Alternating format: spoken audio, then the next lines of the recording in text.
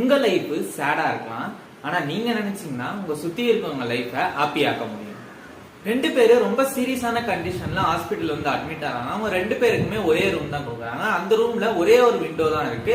ஒருத்தர் வந்து விண்டோ பக்கத்துல இருக்க பெட்லயும், இன்னொருத்தர் வந்து அவருக்கு பக்கத்துல இருக்க விண்டோ இல்லாத பிளேஸ்ல இருக்காங்க. விண்டோ பக்கத்துல இருக்கவர் வந்து ஈவினிங் ஆனா அவர் வந்து லங்ல இருக்க ஃப்ளூயிட வந்து ட்ரைன் பண்றதுக்கு ஏஞ்சிப்பாரு. அப்போ விண்டோ மூலியமா வெளில இருக்கிற கலர்ஃபுல்லான விஷயங்களை பார்த்து பக்கத்துல இருக்க பர்சனுக்கு சொல்லுவாரு.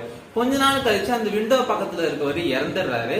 அப்போ அந்த பக்கத்துல இருக்க பெட்ல இருக்கவங்க நான் விண்டோல இருக்க பெட்டுக்கு மாறிக்கலாமா அப்படின்னு கேட்டு மாறி பார்க்கும் போது அந்த விண்டோ அவர் ரொம்ப கஷ்டப்பட்டு ஏஞ்சி பார்த்தாருன்னா அந்த விண்டோல ஒரு செவரு மட்டும்தான் இருக்கு.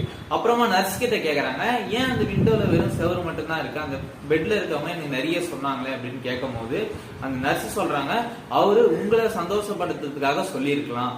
அப்படி do something nice for someone.